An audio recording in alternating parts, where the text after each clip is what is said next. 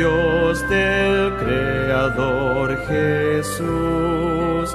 Habló con su potente voz y apareció la luz. Yo canto el poder de aquel que en alto puso el sol, en la pradera el clavel, en playa el caracol. Yo canto la bondad de quien los árboles plantó. El mar mantiene en su nivel, los pájaros creó. La maravilla de su amor la observo por doquier. Ya mire al cielo en su esplendor, oh, al oscurecer.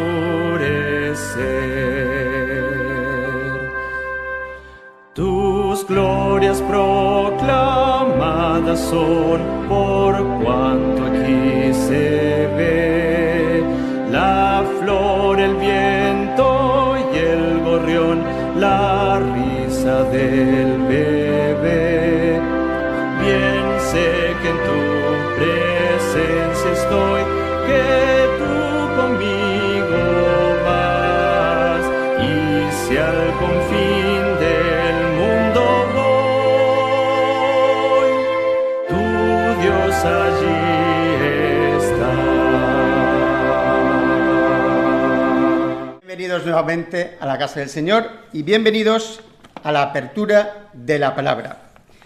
Mis hermanos, yo estoy realmente animado con lo que está pasando y ayer recibí un enfoque quizás un poquito diferente de lo que percibimos.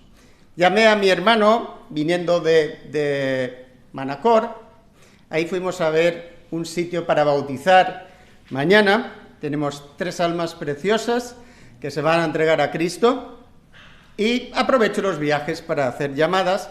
Llamé a mi hermano, que es pastor también en Estados Unidos, y le pregunté, ¿tú qué opinas de lo que está pasando? ¿Cómo lo percibes? Y tal. Y me dijo algo como que le parecía bien. Digo, ¿cómo que te parece bien? ¿Cómo te va a parecer bien lo que está pasando? Y él dice, es que no quisiera estar en otras circunstancias, porque esto es un paso adelante. No sé si lo percibimos de esta manera. Quizás la mayoría de nosotros deseamos y esperamos que a ver si termina esto, a ver si termina y volvemos a donde estábamos. La historia no suele hacer eso. La historia va hacia adelante. Así que quizás una nueva perspectiva sería, esto es un paso adelante, estamos en otro momento histórico, estamos en otra fase y nuestra búsqueda tendría que ser cómo vivir en este contexto. Y es un contexto de grandes cambios y de grandes desafíos. El título del tema para hoy es El fariseo arrepentido. ¿De quién vamos a hablar? Bueno, el fariseo, el eminente fariseo arrepentido, es justamente el apóstol Pablo. No vamos a hablar un poco de él en sí, pero vamos a hablar de Dios, en el sentido de que Él es quien determina si esto quiere funcionar. Lo vamos a probar. ¿Sí? Ahí lo tenemos. Muy bien. Entonces, el apóstol Pablo nos va a dar pie para entender cuál es la clave y la esencia para que una persona pueda aceptar y vivir cambios radicales en su vida. Entonces, ¿cómo se hace esto? Vamos a buscar en la Biblia. Hechos, capítulo 9. Es el encuentro que tiene lugar entre el apóstol Pablo y el Señor Jesucristo. Pero aquí también se nos revela qué tipo de persona era Pablo, y aquí el desafío es establecer una diferencia entre su pensamiento antes de encontrarse con Cristo y su pensamiento después de encontrarse con Cristo. Del versículo 1, capítulo 9. Saulo, o Pablo, respirando aún amenazas y muerte contra los discípulos del Señor, vino al sumo sacerdote y le pidió cartas para las sinagogas de Damasco, a fin de que si hallaba algunos hombres o mujeres de este camino, los trajera presos a Jerusalén. ¿Cuál era el delito de esta gente? Que creían en Jesucristo, que eran parte de lo que llamaban el camino de Dios, aquella creencia en la cual Jesucristo era el Mesías. Ese era su delito. Pues estamos viendo ahora mismo en lugares del mundo donde poner a Dios en primer lugar, querer adorar a Dios, se convierte en delito. ¿Por qué? Porque alguien hizo una ley que dice que eso es delito, ¿vale? Bueno, y esto va a ir aumentando. Así que esto no es una novedad. A lo largo de la historia, la fe fue perseguida. Y en este caso era justamente el apóstol Pablo el perseguidor. Ocurre algo extraordinario, versículo 3, pero yendo por el camino aconteció que al llegar cerca de Damasco, repentinamente lo rodeó un resplandor de luz del cielo, y cayendo en tierra oyó una voz que le decía: Saulo, Saulo, ¿por qué me persigues? ¿A quién perseguía Saulo? No perseguía a Jesús, directa y literalmente.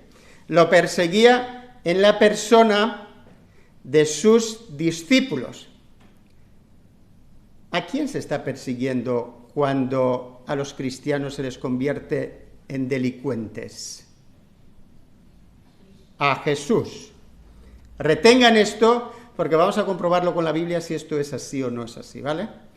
Pero lo que estamos viendo aquí, que este método ya existía, ya se desarrollaba y es antiguo, tan antiguo como el mundo, porque de hecho estamos en medio del gran conflicto entre el bien y el mal, lo único que a nosotros se nos ha olvidado, es el único problema. Perseguía a Jesús. Él dijo: ¿quién eres, Señor? Está claro que Pablo iría como buen fariseo, muy confiado de lo que él creía y con todo poder, y además tenía la ley en el bolsillo, escrito y sellado.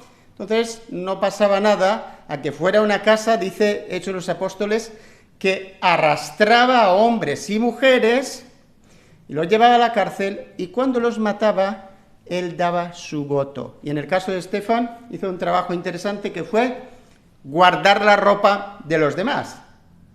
Bien, pues ese mismo Pablo fue objeto de la visita de Cristo y de la conversión. Un cambio radical de pensamiento. Así que, mis hermanos, quizás estemos acostumbrados a pensar de manera natural, digamos. Todo es natural. No es así.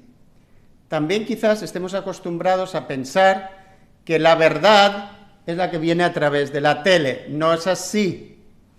La verdad es esta. Y yo tengo que medir lo que sale en la tele y lo que diga cualquiera de cualquier lugar con la Biblia, ¿vale?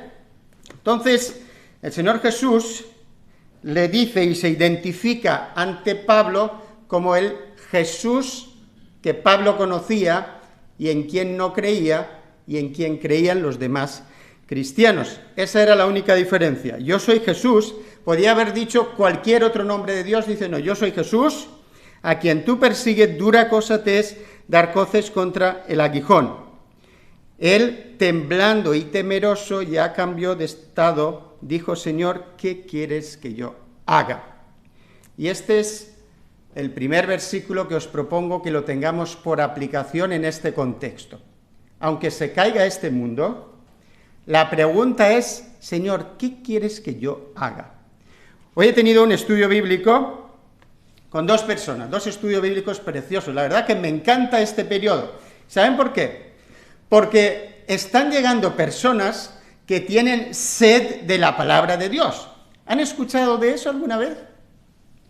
¿Verdad que hay una profecía que dice que en el tiempo del fin vendrá gente que habrá sed por la palabra de Dios. Dice que no se encontrará, pero también dice que mucha gente vendrá a la casa del Señor.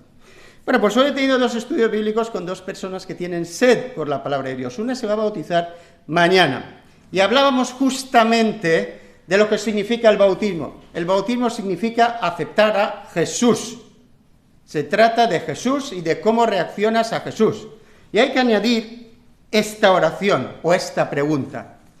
¿Qué quieres que yo haga? Mis hermanos, aquí el tema no es si nosotros somos salvos o no somos salvos. Vamos a ver que en Cristo somos salvos.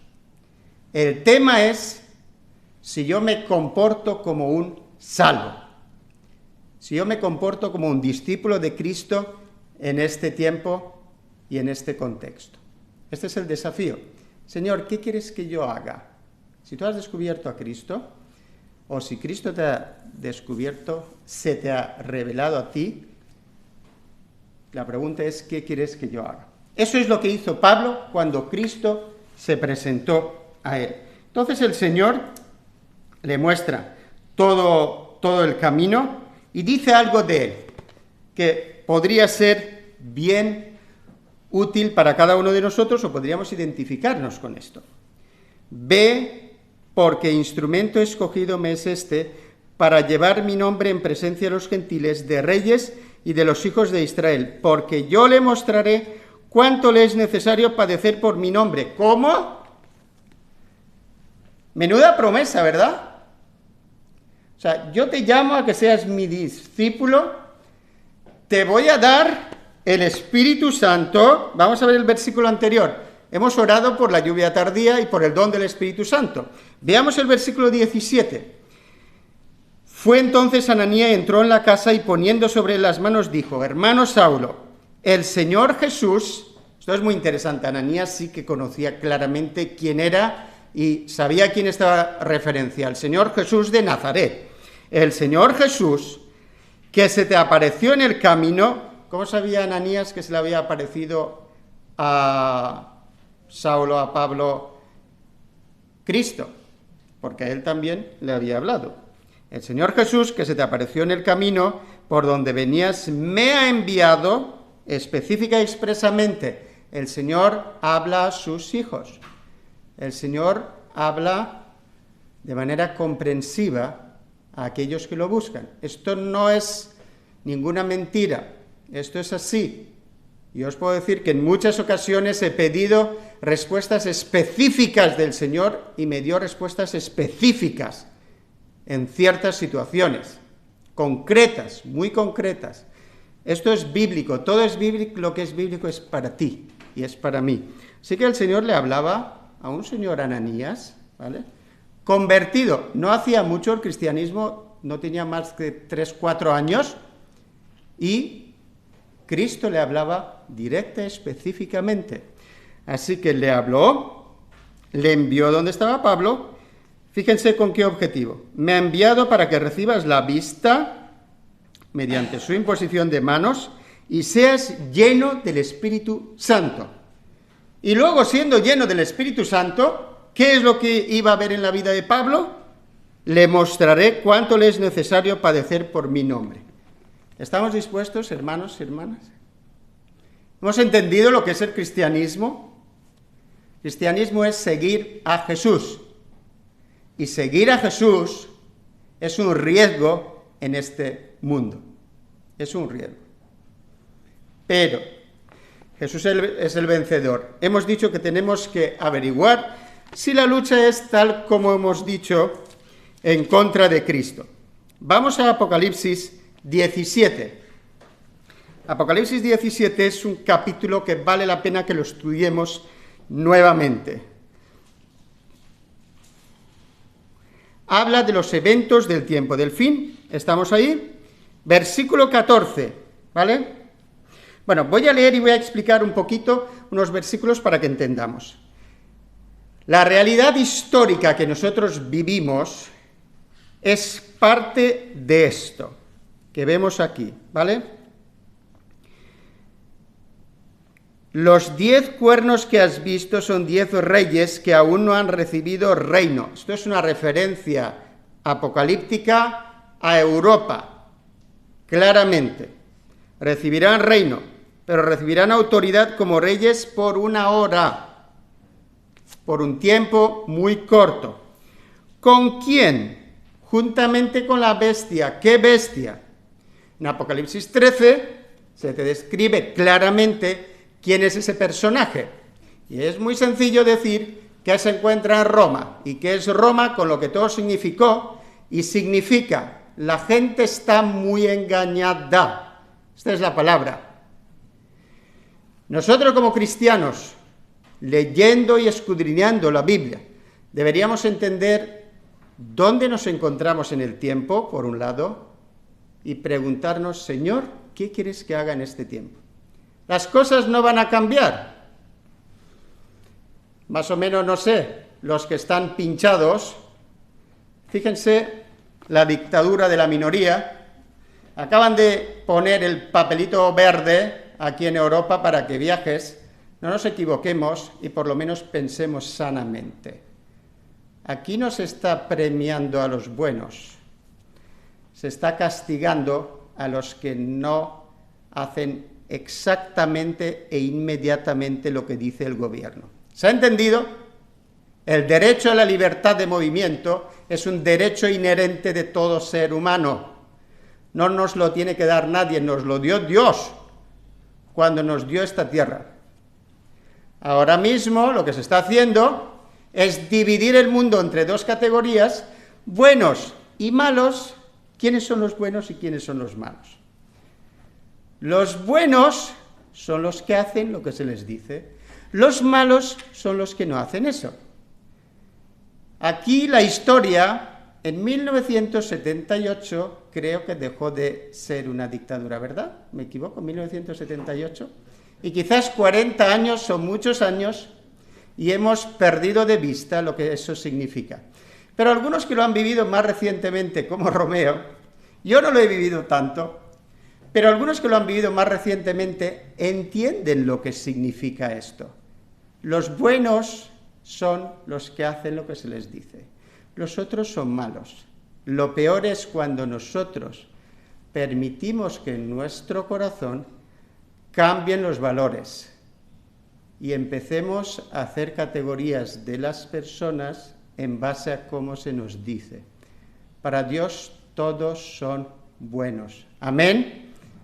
Dios no hace esta distinción y nosotros no debemos hacer ninguna distinción de esa categoría. Pero, mis hermanos, los tiempos van corriendo, es un paso adelante en la historia y este es el momento que leemos aquí. En su bondad el Señor Jesús vino expresamente, después de haberse encontrado con el apóstol Pablo, vino expresamente a finales del siglo I, se encontró con el apóstol Juan y le reveló lo que iba a pasar el mundo y le mandó que lo enviara a las iglesias para que llegara a ti y a mí. Y que supieras cuando ves que eso ocurre en dónde estamos y que no pierdas la fe, sino todo contrario, que aumente tu fe. Este es el momento que nosotros estamos viviendo. Los 10 cuernos que has visto son 10 reyes que aún no han recibido reino, pero recibirán autoridad como reyes por una hora. Esta es la buena noticia, es poco tiempo, por una hora, juntamente con la bestia. Estos tienen un mismo propósito. Entregarán su poder y autoridad a la bestia. ¿Qué os parece? ¿Este es un texto simbólico o es un texto literal? ¿Qué pensáis? Es un texto literal que contiene un símbolo. Solamente tengo que identificar el símbolo y los textos son literales, me están diciendo claramente lo que está pasando. ¿Vale? Así que todos tienen un mismo propósito. Entregarán su poder y su autoridad a la bestia. Pelearán contra el Cordero. ¿Contra quién peleaba el apóstol Pablo? Contra Cristo. Aunque estaba persiguiendo ¿a quién? A los discípulos de Cristo. Porque evidentemente nadie puede subir al cielo, para pelear con Cristo. No, es aquí y a través de sus discípulos. Pelearán contra el Cordero y el Cordero los vencerá porque es Señor de señores y Rey de reyes. Y los que están con él son llamados, elegidos y fieles. Yo no voy a cansar de presentar estos textos porque tenemos que entender lo que está pasando. Esto no es un tiempo cualquiera, mis hermanos, y las cosas se dan de manera natural. No, es el mismísimo cumplimiento profético de los anuncios del Señor Jesucristo. El único problema grave que hay es que los discípulos de Cristo están durmiendo. Y de hecho, la mayoría ni se preocupa para entender esto de la manera profética, y lo único que nos preocupamos es del capote. Tengo pendiente hacer una predicación que se llama La corrida. ¿Por qué? Porque la corrida tiene por principio funcional el engaño. El pobre torito, ¿qué se le pone delante? ¿Cómo se llama eso? La señal, ¿no? El señuelo, el capote rojo, y él lucha contra el capote, pero eso es un engaño. Y luego el pobrecito se lleva una espada en la espalda. Ese sistema es lo mismo que se está haciendo ahora mismo. Ya veis que me estoy quitando la mascarilla, pero dijo el Señor que hay que predicar la verdad. Y si está aquí el libro de Apocalipsis, es para presentarlo, y es para presentarlo en este tiempo. También me dijo, para que la gente lo entienda fácilmente, las aguas que has visto donde se sienta la ramera son pueblos, muchedumbres, naciones y lenguas. ¿Cuál es el tamaño de las cosas? Mundial, global. Esto me confirma, o sea, por primera vez estamos viendo una actuación global.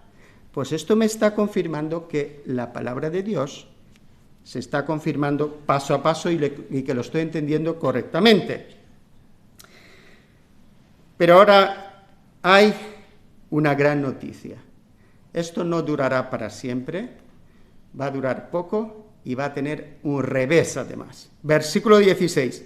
Los 10 cuernos que viste y la bestia aborrecerán a la ramera, la dejarán desolada y desnuda, devorarán con sus carnes y la quemarán con fuego. Esto es lo que está pasando y lo que va a pasar. Mis hermanos, cuando yo entré en el año 2000 en el seminario a estudiar teología, tengo una Biblia querida, roja así, pequeñita, Reina Valera 60, di clases de Apocalipsis con el pastor Antonio Ortiz y marqué en mi Biblia, y os invito a que me acompañéis en Daniel capítulo 11. He buscado hoy en el comentario bíblico adventista el comentario al capítulo 11 de Daniel. ¿Qué creéis? ¡Sorpresa! No hay comentario. ¿Es que no lo entendemos? Bueno, hay muchos libros que sí que lo comentan, pero es un capítulo difícil, es verdad. Pero escuchemos cómo suena el final. A ver si es simbólico o es literal. Al cabo del tiempo, el rey del sur contenderá con él y el rey del norte se levantará contra él como una tempestad, con carros y gente de a caballo y muchas naves. Entrará por las tierras, las invadirá y pasará.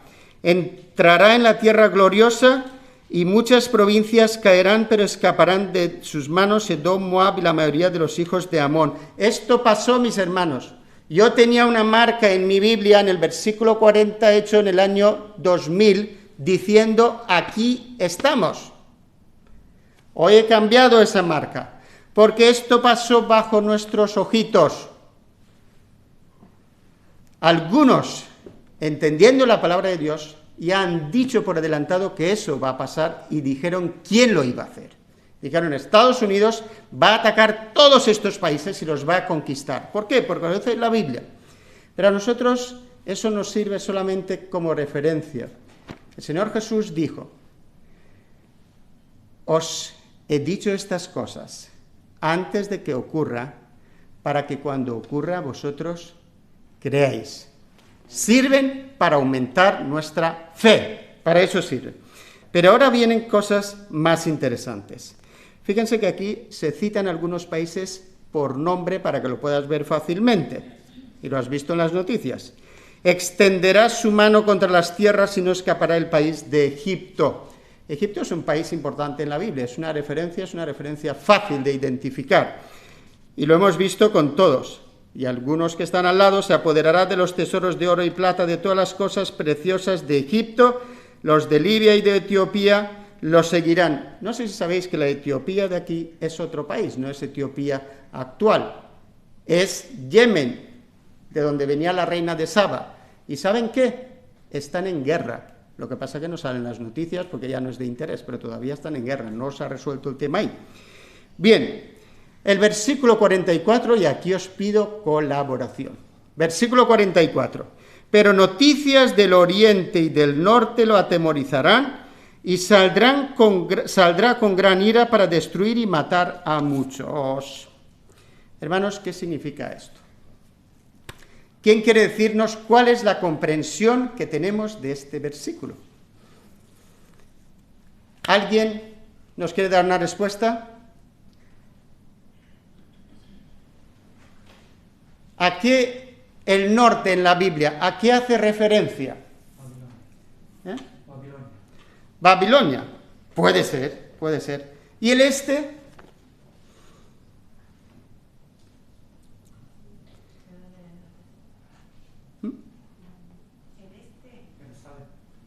No, Jerusalén es la referencia. Siempre las referencias geográficas de la Biblia parten desde Israel, ¿vale? Desde Jerusalén. Entonces, Siria. Bueno, es verdad que Siria es literal. Pero mis hermanos, aquí se está hablando nuevamente de un nivel global. ¿Quién es el personaje que escucha esas noticias? Es el rey del norte. ¿Quién es el rey del norte? El rey del norte es el poder político religioso, que está bien vivito y coleante, y que se le está curando completamente la herida. Él escuchará una noticia del este y del norte, noticias. El este es la imagen, si queréis, de la venida de Cristo. Muy bien, muchas gracias, Marlene. Escuchará, pero ¿quién escuchará? ¿Los buenos o los malos? Los malos. El rey del norte escuchará que viene Cristo. Entonces, fíjese lo que dice aquí, que saldrá con gran ira para destruir y matar a muchos. ¿Yo qué voy a creer? ¿Lo que me dice la caja mágica que está haciendo? ¿O lo que me dice la Biblia? ¿Sale para quererme, para darme cariño y amor? ¿O sale para hacer lo que aquí dice? Saldrá con gran ira para destruir y matar a muchos. Pero bueno, supongamos que estamos completamente equivocados y que no entendemos bien la Biblia. Entonces vamos a seguir leyendo a ver si la entendemos bien o no.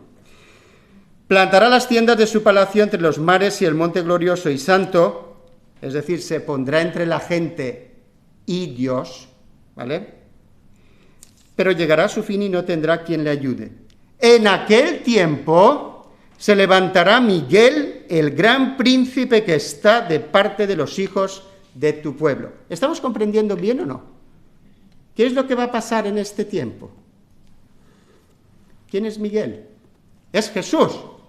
En este mismo tiempo, que es el nuestro, en este mismo tiempo, se levantará el Señor Jesús, el gran príncipe, que está de parte de los hijos de tu pueblo. ¿Por qué? Porque hemos leído en Apocalipsis 17 que la lucha es ¿contra quién? Contra el Cordero, contra Cristo. Por lo cual Cristo contestará, mis hermanos. ¿Cómo contestará Cristo? Contestará con la lluvia tardía. Contestará con el don del Espíritu Santo, con el poder del Espíritu Santo. Y aquí tenemos el modelo y vamos a ver esto que estamos hablando, cómo se aplica en la vida de una persona. Esta persona se encontró con Jesús. Era un filósofo, era profesor, era senador, era conocido y archiconocido en su país y en su entorno, era sumamente listo y sabio y era entre los primeros en su país. Se encontró con Cristo. Su vida cambió completa y radicalmente en el momento que se encontró con Jesús y a partir de ahí empezó a vivir una nueva vida. Vámonos a Hechos, capítulo 9, vamos a ver cuál es la reacción y la actuación del apóstol Pablo después de que fuera bautizado. ¿En qué se convirtió? Se puso a analizar a todos los filósofos griegos. Se montó una empresa comercial para comerciar con oro de Tarsis, que era Cádiz, España, ¿no? Empezó a vender púrpura, que era un producto muy caro y que daba mucho dinero. Fíjense, mis hermanos, versículo 20 de Hechos 9. Enseguida practicaba a Cristo y en las sinagogas diciendo que este era el Hijo de Dios, y todos los que lo oían estaban atónitos y decían: ¿no es este el que asolaba en Jerusalén a los que invocaban este nombre? Y a eso vino acá para llevarnos presos ante los principales sacerdotes. Pero Saulo mucho más se enardecía y confundía a los judíos que vivían en Damasco, demostrando que Jesús era el Cristo, el Salvador, el Mesías. Mis hermanos, ¿cómo es nuestra vida? Vamos a analizarnos un poquito. Hemos tenido nuestro encuentro con Cristo. ¿Cuál es nuestro objetivo? ¿Qué es lo que nace de mi corazón? ¿Cuál es la manera en la cual estoy yo actuando referente a Cristo? ¿Cómo entiendo lo que está pasando a mi alrededor? ¿Me estoy uniendo a Jesús en su ministerio sacerdotal en el santuario celestial para salvar a los que han de ser salvos? Esto es lo único que podemos y debemos hacer, mis hermanos. Y Pablo lo entendió, y cuando vino el Espíritu Santo sobre él en el bautismo, empezó instantáneamente a predicar a Cristo. Pero para que nosotros hagamos esto, mis hermanos, hace falta creer, pero creer de todo corazón, con toda mente, con todo poder y con todo nuestro ser. ¿Por qué? Porque si no, no hay manera. Hemos visto la otra vez en Romanos 5:8 que la justicia de Cristo proveyó a todos los hombres la justificación de vida, y el resultado es que ya podemos disfrutar de nuestra reconciliación con Dios. Eres salvo en Cristo. ¿Amén? ¿Seguro? Así que en Romanos 6, 23 y 22 nuevamente repite esta idea y nos está diciendo que nosotros tenemos en Cristo vida eterna, que es dádiva de Dios. Y luego viene el maravilloso capítulo 8 de Romanos, que dejo que lo leamos en casa entero, pero donde se nos dice unas cuantas cosas fantásticas. Os invito a que las tengamos todos en el corazón como las recibió Pablo, plenamente. Él no iba con medias medidas. Así que fíjense, Romanos 8 del 1 al 4 está diciendo que los creyentes, aquellos que están en Cristo Jesús, la frase más completa de Pablo es estar en Cristo. Pero mis hermanos, aquí no nos equivoquemos. Nosotros sabemos dónde estamos y cómo estamos. ¿Verdad o mentira? Si nos mentimos a nosotros mismos, en contra de nosotros mismos pecamos. No nos mintamos. Vamos a decirnos la verdad a nosotros mismos y vamos a pedir ayuda al Señor del punto en el que estamos. Así que estar en Cristo Jesús es la condición. Y a partir de ahí, fíjense qué certeza de la salvación se transmite y cómo. Somos liberados del pecado y de la muerte. ¿Amén? Punto 2, dice, recibieron la vida mediante el Espíritu de Cristo. ¿Amén? Punto 3, al ser guiados por el Espíritu de Dios, se convirtieron en hijos de Dios. ¿Amén? Son cosas grandiosas. Yo no estoy aquí para ser un instrumentito de nadie. Somos hijos de Dios, rescatados por la sangre de Cristo. Y eso es algo maravilloso. Y así tenemos que vivir. Punto 4. Al ser adoptados, también somos herederos junto con Cristo. Esto es Romanos 8, 17. El Espíritu Santo, fantástico esto, los ayudará en sus debilidades. Y Él mismo, el Espíritu Santo, intercede por nosotros. Fantástico, fantástico. El Espíritu Santo, la persona de la deidad que está aquí, intercede por ti y por mí para que seamos salvos. Amén. Es glorioso lo que Dios está haciendo por nosotros. Y esto tenemos que vivirlo en medio de esto también. Olvidémonos del capote, olvidémonos del señuelo. Vivamos esto. Siguiente. Fueron predestinados o fuimos predestinados a ser hechos conforme a la imagen del Hijo. Jesús es nuestro hermano mayor. Dios lo que quiere es tener una amplia familia de hermanos de Jesús que se parezcan a Jesús. Es algo fantástico. Eso es lo que le interesa a Dios. ¿Y saben lo que le interesa al mal? Que eso no se consiga en tu vida. Y estás viendo lo que estás viendo ahora y otras peores que veremos con ese objetivo. Pero nosotros tenemos que decir, yo soy de Cristo. Yo he conocido a Cristo, Cristo es mi Salvador, estoy con Él. Tenemos que decidirnos firmemente por el Señor, mis hermanos. El camino del medio no sirve para absolutamente nada.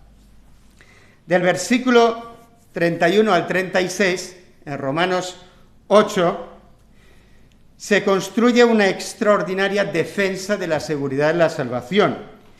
Y Pablo utiliza las preguntas para implicarnos en su pensamiento y transmitirnos ese mensaje para que puedas contestar tú mismo.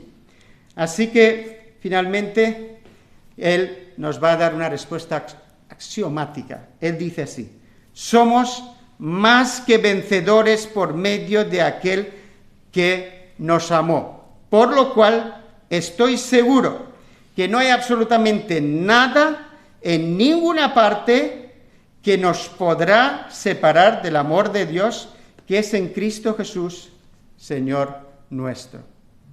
Esta es la fe cristiana pura, mis hermanos. Esta es una vivencia cristiana auténtica.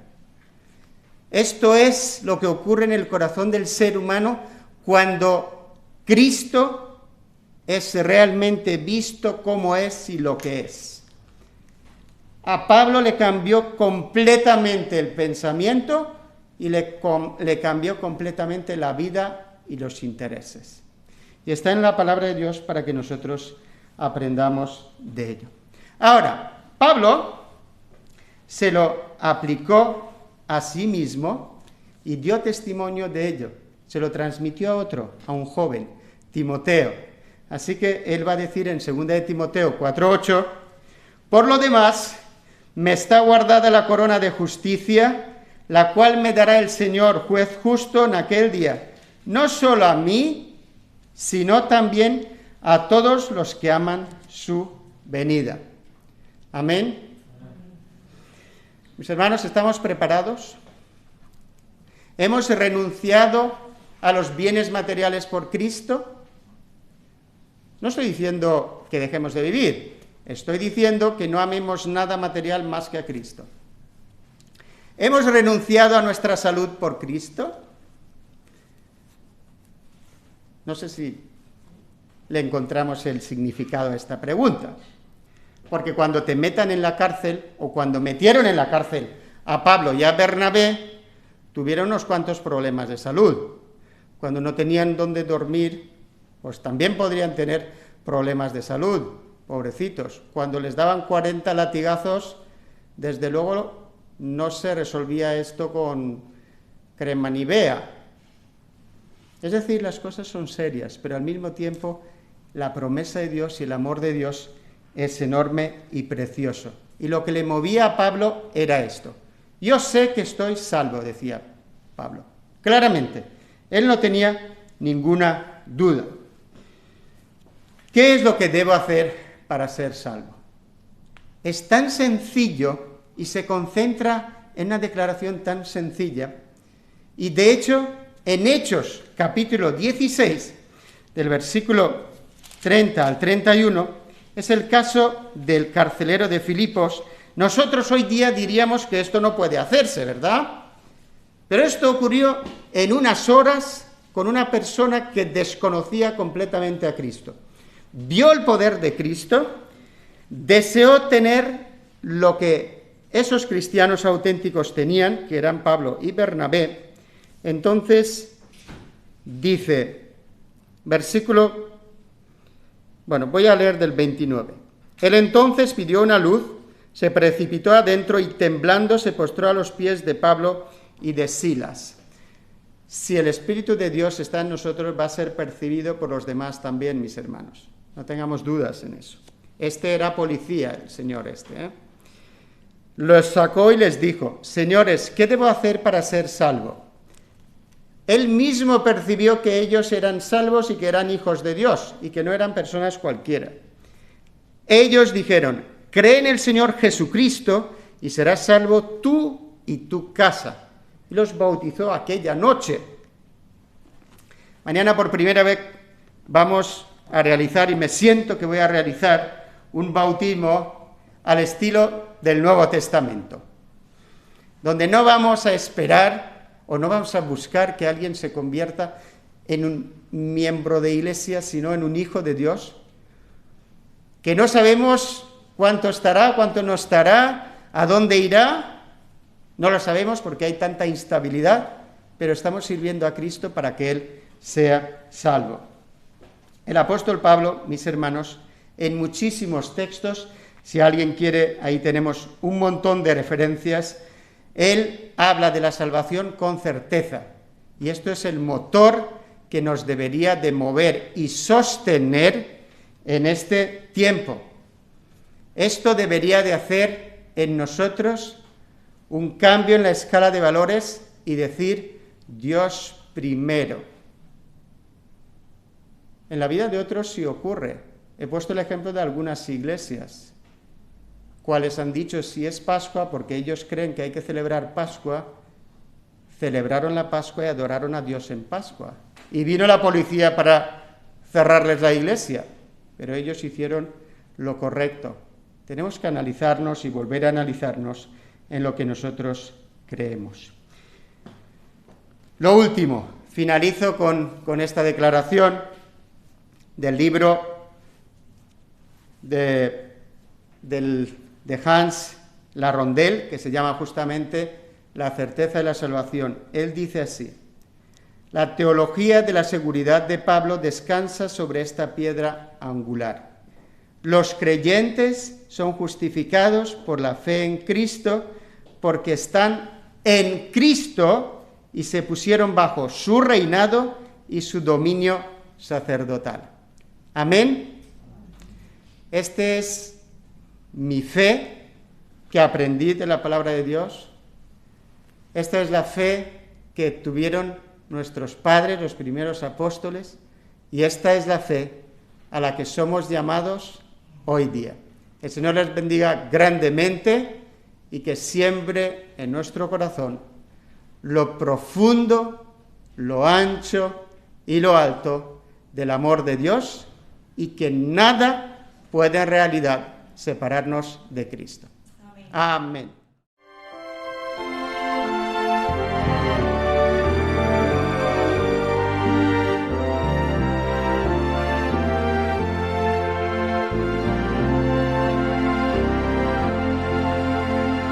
Al andar con Jesús en su fulgida luz, en mi senda su gloria veré y su voz he de oír, pues promete vivir con aquel que obedece por fe.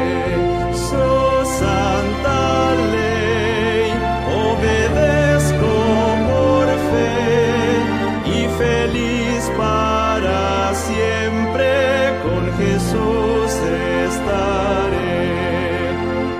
Si trabajo y penar, tengo aquí que cargar, fortaleza en Jesús obtendré, pues alivia su amor, mi afán, mi dolor, cuando ve que obedezco por fe. Santa ley, obedezco por fe y feliz para siempre con Jesús estaré. Nunca pude saber de su amor el placer hasta que todo a Cristo entregué. Su bondad, su favor, su poder redentor, goza aquel que obedece por fe. Santa ley, obedezco por fe y feliz para siempre con Jesús estaré. Fiel amigo Él es, sentaréme a sus pies y a su lado el camino andaré.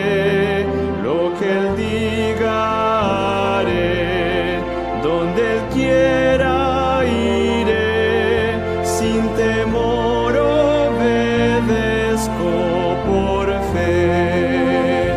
Santa ley, obedezco por fe y feliz para siempre con Jesús estaré.